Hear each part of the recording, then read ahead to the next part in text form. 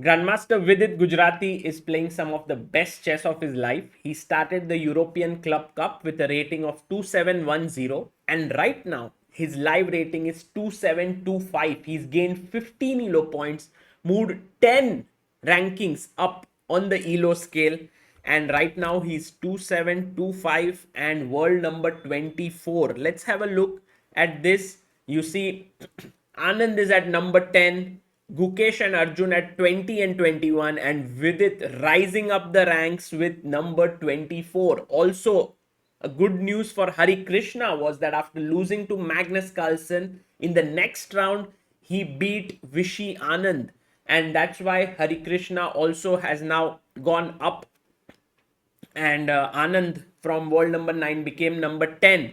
So that was round number 5 of European Club Cup. You can see here Novy Chess Club completely demolished the top seed Superbet with 4.5, 1.5 wins coming from Hari and Vidit on the top board, also from Grandelius Nils, and 3 draws.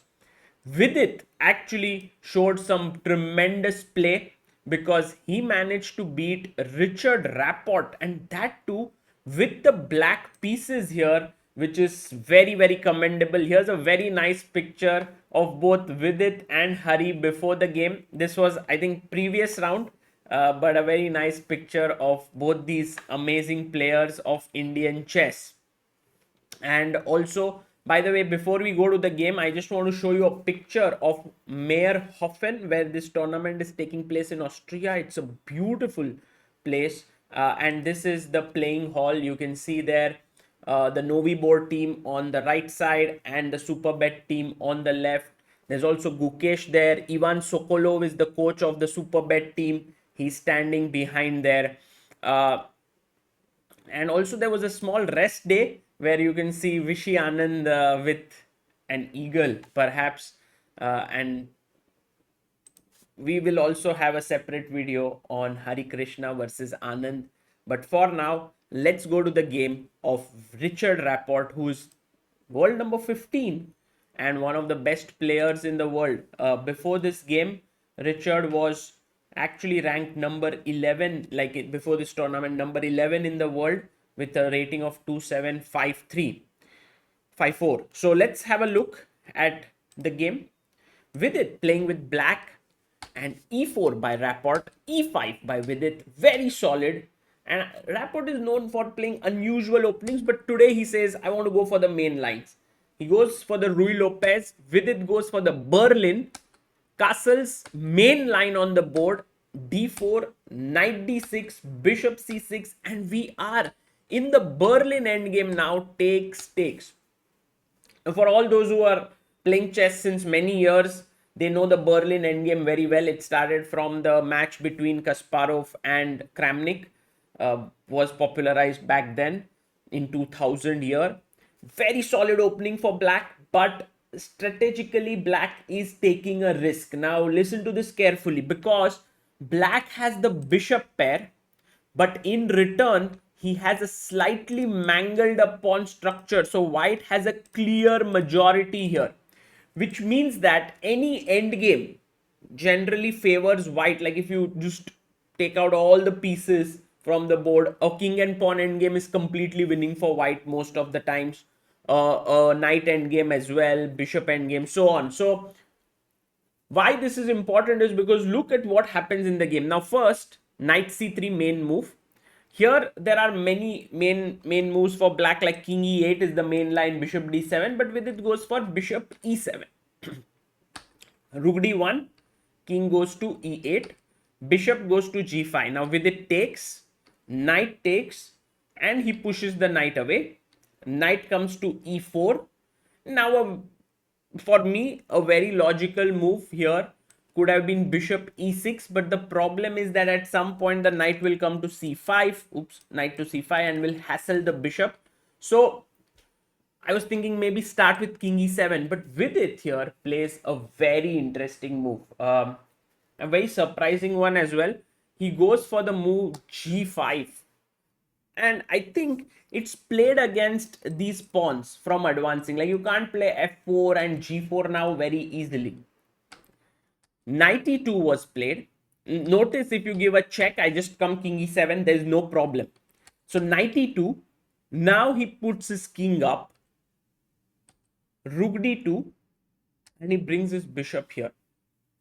So very interesting play. And also if you see now knight c5, you don't really care much, you just play rook here.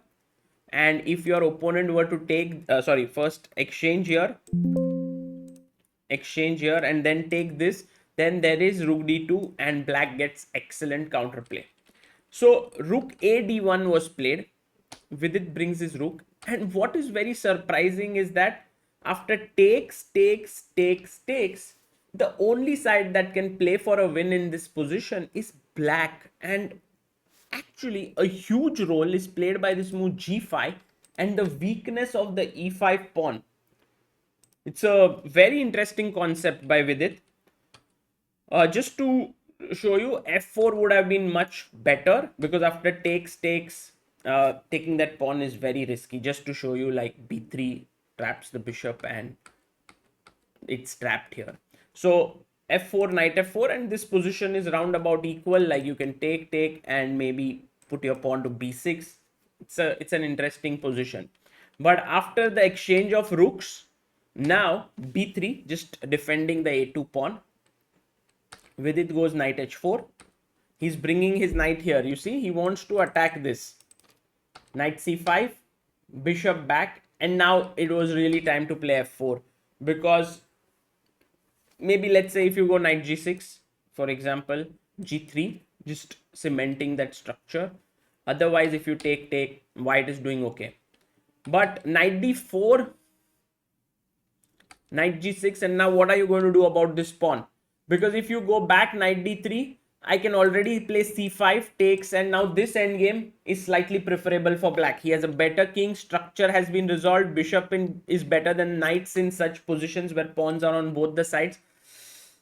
So Rapport went e6, but this again turns into a bad move, because after takes, king e7, excellent move by Vidit. You know, this is very nice. He was very alert, and now you can already sense that black is taking over, because look, he's playing with 3 pieces while white's king is still inside. Okay, taking on c7, absolutely wrong, because of bishop d7, the knight is trapped. The king is coming to d6 next, so there's no knight e8. Knight c5 was played, so king d6, knight d3, and now Vidit offers a trade. I don't know if this trade was good, but I think if you take knight e2, such positions are very dangerous. The reason being that these pawns are weak and the king is active. So a5, king e1, c5, king f1, king e1, c4, king d2. If you, by the way, take here, bishop e6 is better. So, and once you are able to sort of exchange off these pawns, then your double pawns are gone and you have a queenside majority. So Richard thought, let me keep the knights on the board, but now Vidit started pushing his queenside pawns. b5, very good move. Now look at this, how he's playing it. a5, gaining space, and he understands that he must fix these pawns on light squares. Tremendous play. And then later on the bishop can attack them. Now here, Rapport should have taken. Takes, knight c2, c5, king f2. The main point here is that it's very difficult to engineer c4 straight away. You have to go first with your king to b5 and so on. And this would have given very stiff resistance. Rapport's move king f2 was a critical error now. Because look, what Vidit does, he goes c5.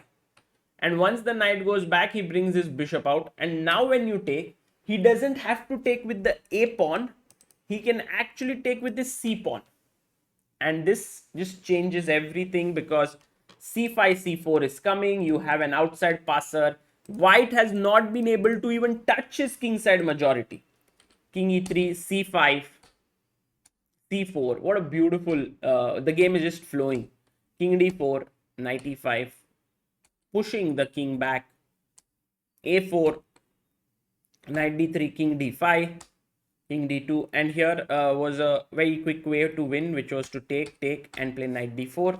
when you've dominated this knight from coming out, and black was winning. But with it goes king c4, knight b2. He takes his time, but he was sure. a3, he brings his bishop back. He wants to attack it via g8, g3, bishop g8, h5, takes, and now a nice move, knight e5. Not rushing into any such quick decisions like bishop a2, b3, all these stuff.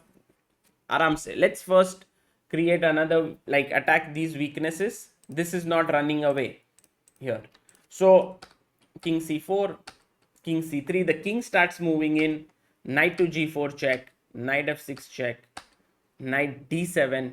You have to stay in touch with your knight, otherwise he'll just take it. So king e4 check, king e3, king b2, knight e2, and now bishop takes.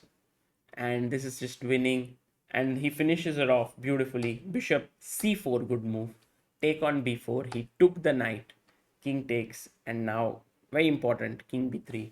The knight has to move, pawn a2, a1 coming up, and with this Vidit Gujrathi scores his 5th win in this tournament.